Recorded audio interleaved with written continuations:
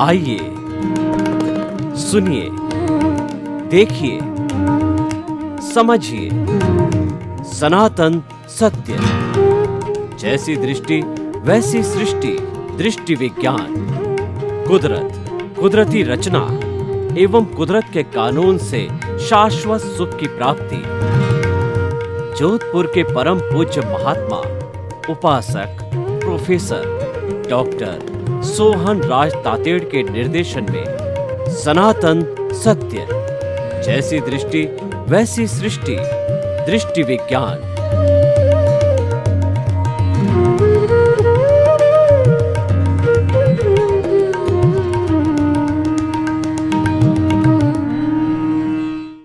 भाई और बहनों, मातृशक्ति को नमन। आज का हमारा बहुत सुंदर विषय महानता के लक्षण। महान किसे कहते हैं? Who is the great person we are to define and what are the characteristics of great persons. क्या धनी व्यक्ति को ग्रेट कहना चाहिए? क्या सूटेड बूटेड व्यक्ति को ग्रेट कहना चाहिए? क्या किसी के पास में बहुत बड़ा बंगला है उसको महान कहना चाहिए? क्या कोई बड़ा मिनिस्टर है, एमएलए है, एमपी है, उसको ग्रेट कहना चाहिए? तो ग्रेट हम किसको कहें, उसके लक्षणों का पता लगाना है और लक्षणों को प्राप्त करके उसके अनुरूप लक्षण हमारे भीतर पैदा करने हैं।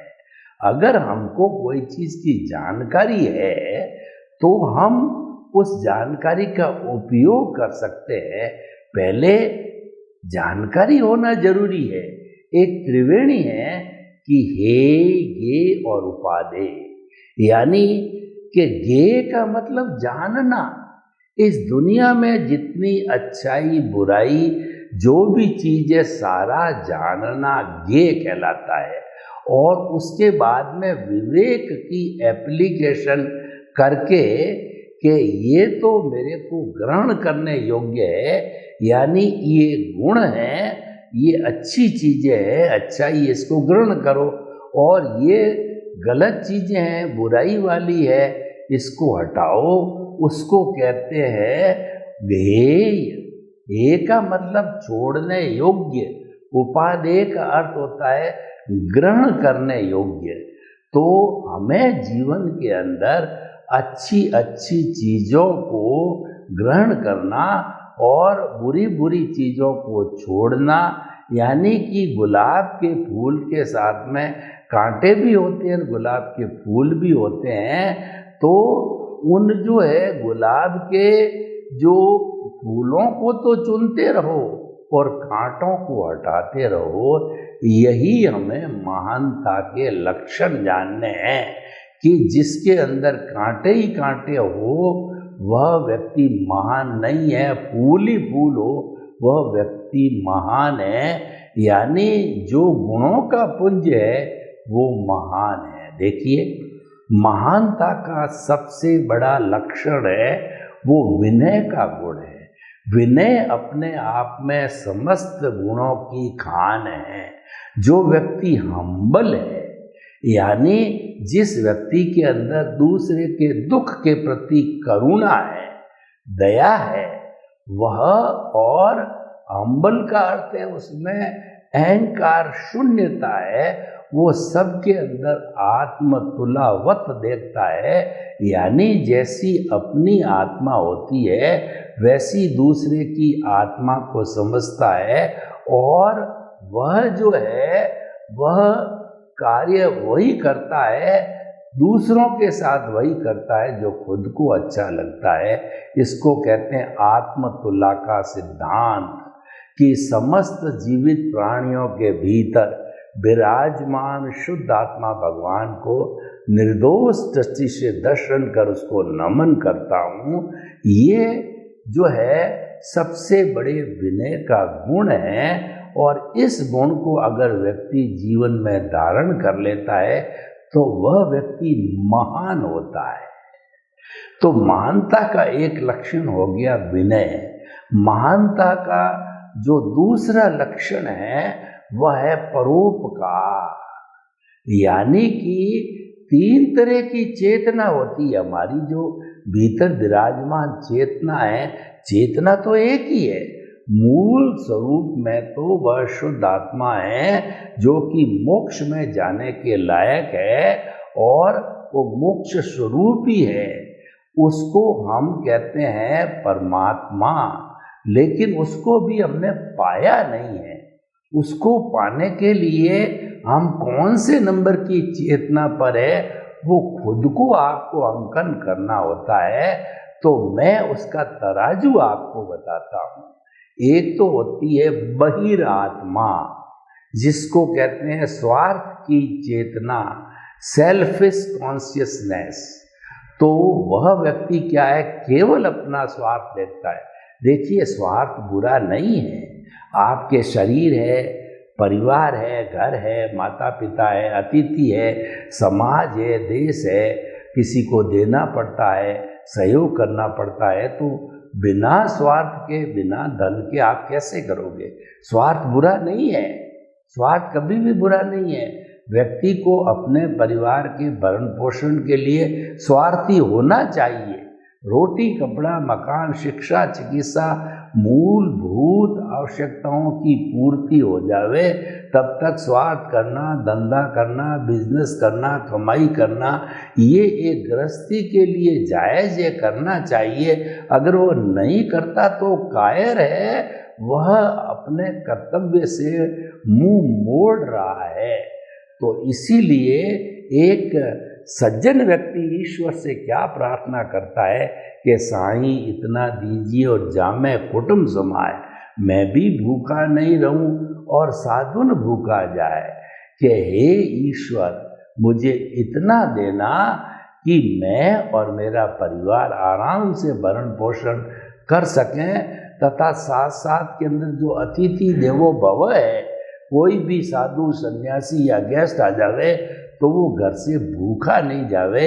यानी मेरे माता है, पिता है, अतिथि है, समाज है, देश है, राष्ट्र है, तो किसी को मदद करनी पड़ जावे तो मैं मदद में उसको मुंह का उत्तर नहीं देके हाथ का उत्तर दूं।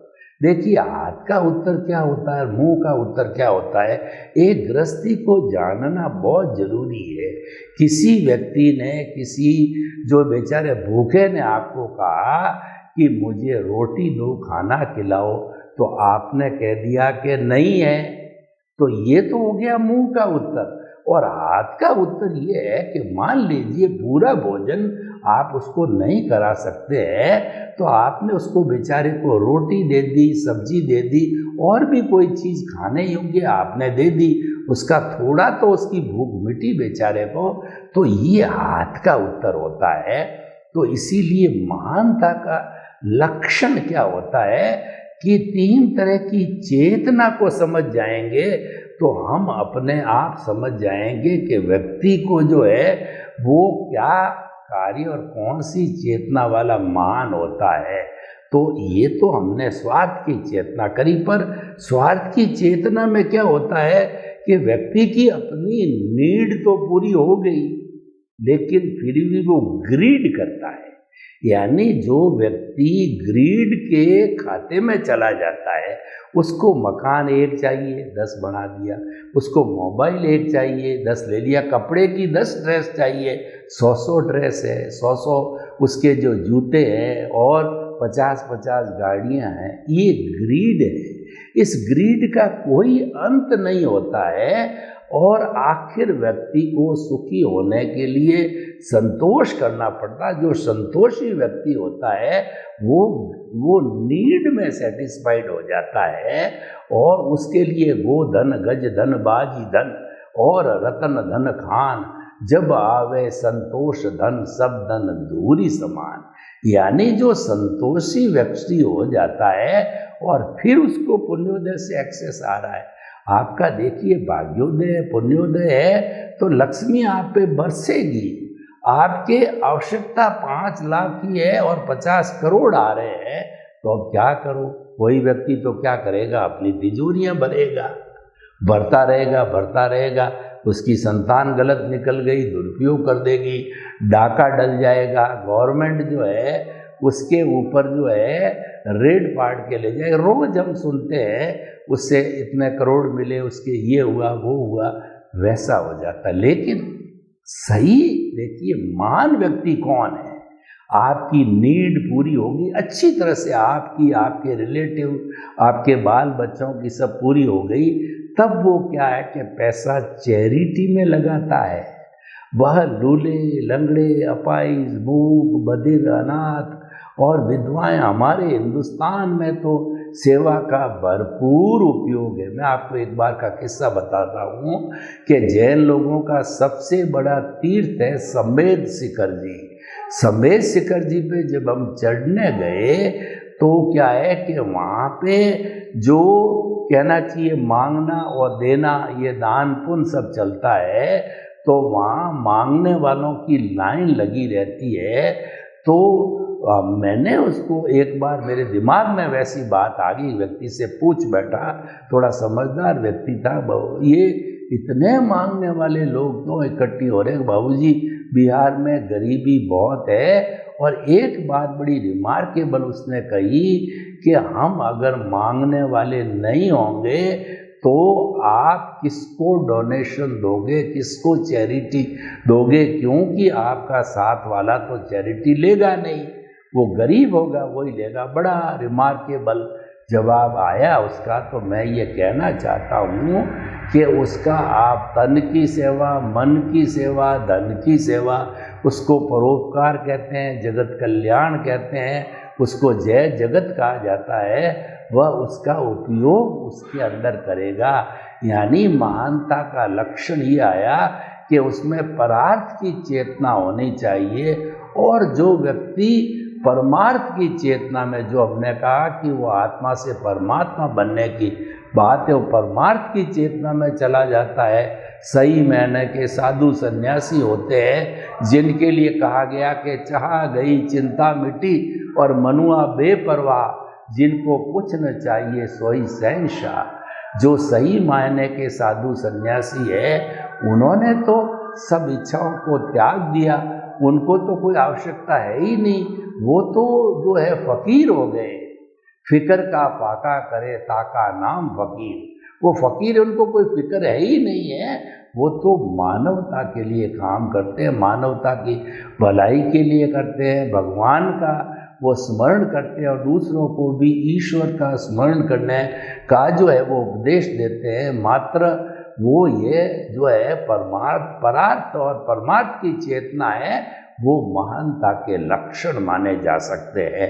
व्यक्ति रूप रंग से, टिप टॉप होने से, बड़ा बनने से, करोड़पति से मान नहीं होता। व्यक्ति जन्म से मान नहीं होता है, कर्म से मान होता है। तो वही कर्म की हम बात करते हैं कि वह व्यक्ति अपने ज्ञान का, अपने धन का, अपने रूप का, अपने पद का, अपनी प्रतिष्ठा का वह किस तरीके से उपयोग करता है। देखिए, आप बहुत बड़े अधिकारी हैं तो आप देखिए लोगों का भला कीजिए। ईश्वर ने आपको अधिकारी इसलिए बनाया कि रौब झाड़ने के लिए नहीं बनाया और घूस खा कर के अपनी जेबें भरो, अपनी तिजोरियां भरो।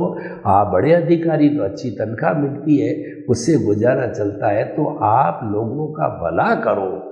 आपकी जो कलम में ताकत है और आप सही ईमानदार व्यक्ति, तो आपका कोई कुछ भी नहीं बिगाड़ सकता है, क्योंकि आपने कुछ लिया नहीं, दिया नहीं। आपने तो मात्र सेवा की दृष्टि से किसी किया। दिल खोल करके ऐसे लोगों को सेवा करनी चाहिए। ईश्वर उनको वह चांस देता है। बड़ा IAS ऑफिसर कहिए, मंत्री कहिए और मुख्यमंत्री कहिए, या जो है प्रधानमंत्री कहिए, राष्ट्रपति कहिए, कुछ भी कहिए, ये सेवा की उच्चतम स्थान होते हैं, उनका उपयोग करना चाहिए। तो ये जो है पद का सदुपयोग हो गया, आपके कुछ होने का, करने का सदुपयोग हो गया, और ये महानता का लक्षण गिना जाता है। महानता के लक्षण बहुत है, हम धीरे धीरे आगे करके चलते हैं। तो ये महानता के लक्षण तो मैंने बाहरी लक्षण बनाए, हमारे व्यवहार जगत के लक्षण बताए, लेकिन हमारे अध्यात्म विज्ञान में, सनातन सत्य में केवल बाहर का जगत नहीं है। बाहर के जगत के साथ साथ में भीतर का जगत है। तो भीतर की जगत के अंदर अगर समय हुआ तो बाहर के जगत की महानता के और लक्षण लेंगे। पहले तो भीतरी जगत के महानता के लक्षण आपको बता देता हूँ कि हमारा सनातन सत्य कुदरती रचना, कुदरत के कानून पर आधारित होता है। और ये दृष्टि विज्ञान है, यह तो केवल समझ को बदलने वाला है, सोच को, आपके दिमाग के विचारों को बदलने वाला होता है। तो कहने का अर्थ ये कि द्रव्य होता है वो बाहर दिखाई देता है। मेरा शरीर दिखाई दे रहा है, मैं बोल रहा हूँ वो भी आप सुन रहे हो तो एक तरीके से दिखाई दे रहा है। और जो शरीर से क्रिया करता हूँ, मेरी धन दौलत पद प्रतिष्ठा सब आपको दिखाई दे रही है, लेकिन मेरे भीतर क्या चल रहा है, किसी व्यक्ति के भीतर क्या चल रहा है, वह ज्ञानी पुरुष ही देख पाता है। वो मनोप्रयोग ज्ञानी ही देख पाता है, दूसरा नहीं देख पाता है। तो महान व्यक्ति वो है जो भीतर क्या चल रहा है। भीतर अगर उसके जो है निंदा चल रही है, घृणा चल रही है, नकारात्मक भाव चल रहे हैं, क्रोध मान माया लोभ चल रही है, तो उस व्यक्ति को महान नहीं कह सकते हैं। महान उस व्यक्ति को कहेंगे कि भीतर सर्व कल्याण की बात चल रही है, मेरा भी कल्याण हो, समस्त जीवों का कल्याण हो, और जितना मेरे से बन पड़े मैं दूसरे का सहयोग करूं। पहले तो मेरा घर है, कभी भी भूल नहीं करें कि आप घर को तो सेकंड प्रायोरिटी दे दें, शरीर को सेकंड प्रायोरिटी दे दें और केवल लोगों के भले में चले जाएं, तो वह भी कोई सही समझ नहीं है। पहली ड्यूटी है आपकी स्वयं के स्वास्थ्य को मेंटेन रखना। परिवार की जो मेन जिम्मेवारी जिसको पैदा किया है वो प्रथम जिम्मेवारी है, वो पूर्ति होने के बाद, लेकिन किसी के प्रति, हर व्यक्ति के प्रति जो अच्छा भाव रखने में तो कोई टके लगते नहीं, कोई पैसे लगते नहीं है। ये भीतर का जगत है कि मेरा साथी आगे बढ़े, मेरा भाई आगे बढ़े,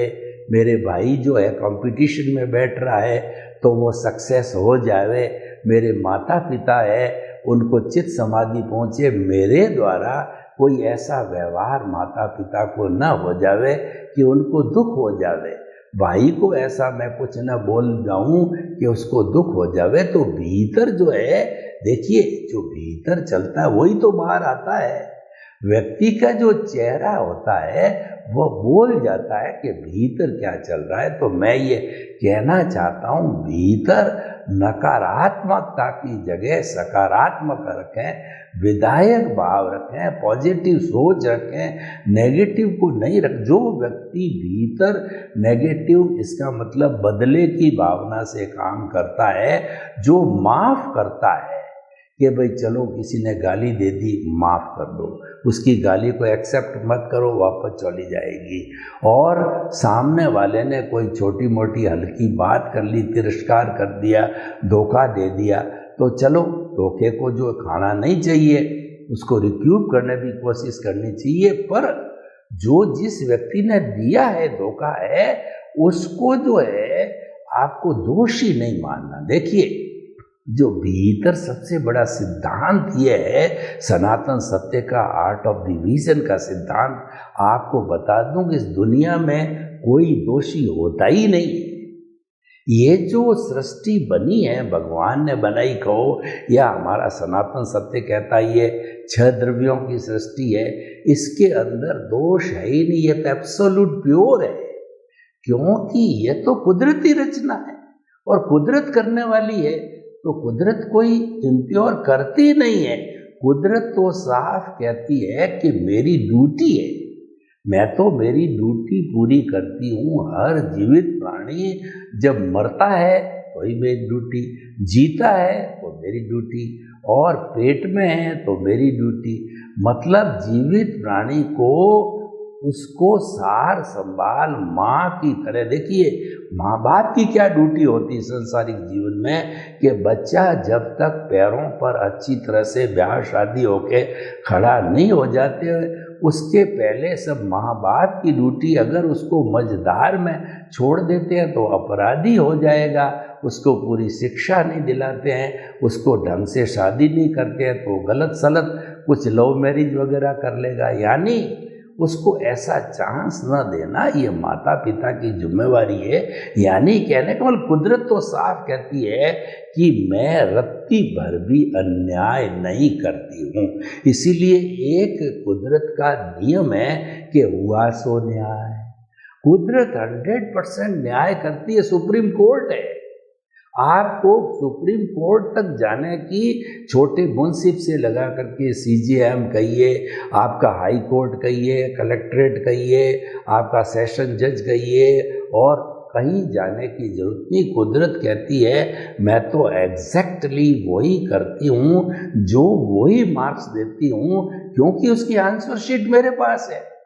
जब हम मरते हैं तो हर जीवित प्राणी की आंसर शीट है कुदरत के पास ऑटोमेटिकली चली जाती है। जो ही हमारा श्वास निकला, आयुष्य खत्म हुआ, तो जो 3 घंटे की या कह लीजिए 80 साल की फिल्म है वो आंसर शीट के रूप में कहिए, फिल्म कहिए, और जो कहिए कि जो आपने स्क्रिप्ट कहिए, वो कुदरत के पास तुरंत चली जाती है।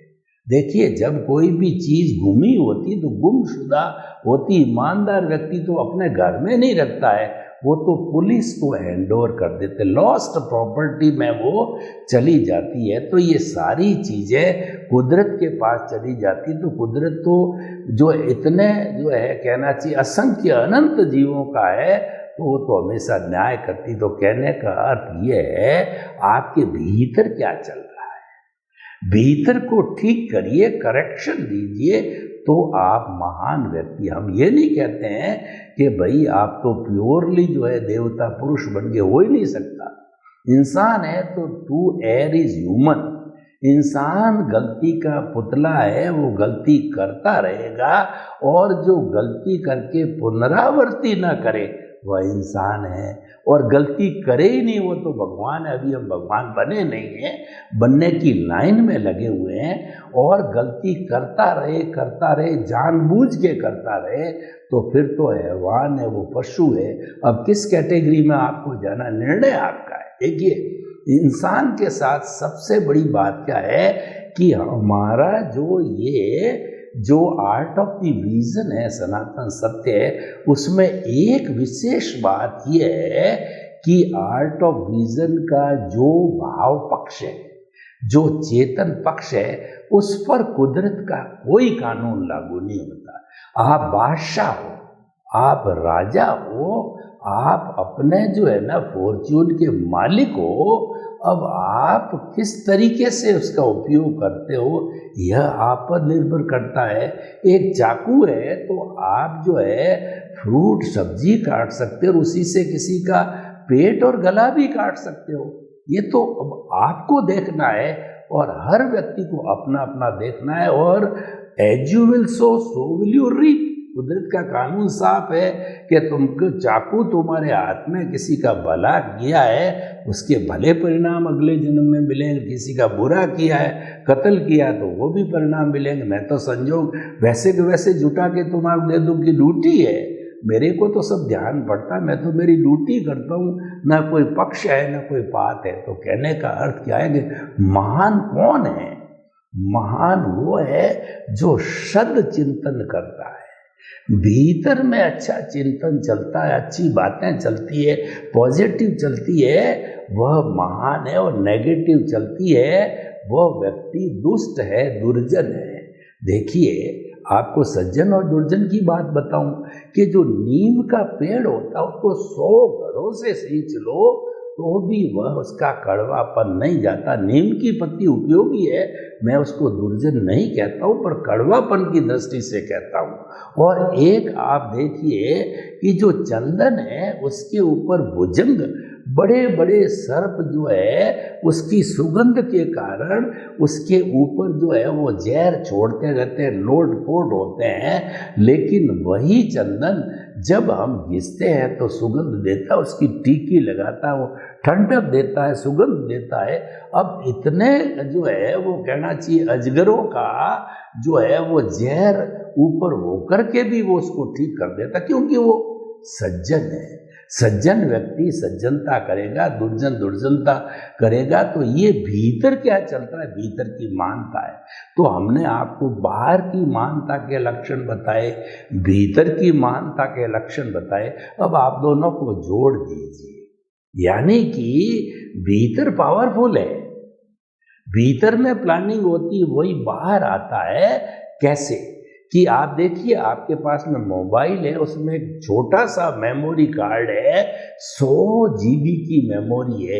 एक यूनिवर्सिटी की पूरी सेंट्रल लाइब्रेरी उसमें भर दी जाती है। लाइब्रेरी के लिए तो 100 फुट बाई 100 फुट का हॉल चाहिएगा, इतनी हजारों किताबें चाहिए। वो छोटे से मेमोरी कार्ड, इनका मतलब भीतर का जगत पावरफुल है, बाहर का जगत है वो ग्रॉस है, वो एनर्जी वहीं से लेता है।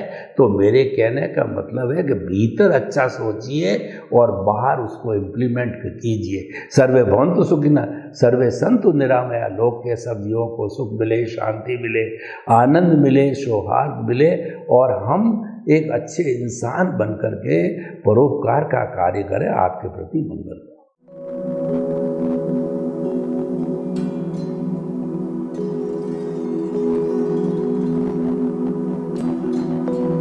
एक ऐसा अंतर्राष्ट्रीय ख्याति प्राप्त मानव जो गुरु प्रेरणा से पिछले 20 वर्षों से वानप्रस्थ जीवन जीते हुए 24 घंटे मानवता की सेवा में संलग्न है। एक ऐसा मानव जो अभी राष्ट्रीय, अंतर्राष्ट्रीय टीवी चैनलों पर 7,500 एपिसोड के माध्यम से सनातन सत्य, आत्मविज्ञान एवं पुनरुत्थान, व्यवहार एवं निश्चय जगत के जीवनोपयोगी विषयों पर हृदय स्पर्शी प्रवचन कर चुका है। उस मानव का नाम है महात्मा उपासक प्रोफेसर डॉक्टर सोहन राज तातेड़। प्रोफेसर तातेड़ द्वारा योग, दर्शन, शिक्षा विषयों पर रचित PhD स्तर के 250 शोध ग्रंथ भारत के 100 प्रतिष्ठित विश्वविद्यालयों में शोधार्थी पढ़ रहे हैं तथा वे सभी शोध ग्रंथ वहां की सेंट्रल लाइब्रेरियों में उपलब्ध हैं। महात्मा सोहन राज ने अभी तक हजारों स्कूलों, कॉलेजों, विश्वविद्यालयों एवं संस्थाओं में सेमिनार, वर्कशॉप, कैंप लगाकर लाखों विद्यार्थियों को योग, दर्शन, शिक्षा का प्रशिक्षण देकर उन्हें सुसंस्कारित किया। डॉक्टर तातेड़ ने भारतीय संस्कृति उत्थान के 4000 से अधिक समसामयिक विषयों पर आर्टिकल लिखकर ऑनलाइन जर्नल, पत्रिकाओं, वेबसाइट्स पर प्रकाशित किया, जिसका उपयोग लाखों पाठक कर रहे हैं। उपासक तातेड़ के 5000 से अधिक आज का सुविचार, आज का शुभ संदेश, आज का मंगल भावना योग आदि चिंतन websites, Twitter, blogger, Facebook, YouTube माध्यमों से लाखों लोग अपना जीवन निर्माण कर रहे हैं। मानवता के मसीहा ऐसे महामानव महात्मा सोहन राज तातेड़ के प्रोफाइल को अभी तक विश्व के 20 लाख दर्शक यूट्यूब पर, 12 लाख गूगल पर एवं लाखों दर्शक फेसबुक, ब्लॉगर, ट्विटर और इंस्टाग्राम पर देख चुके हैं।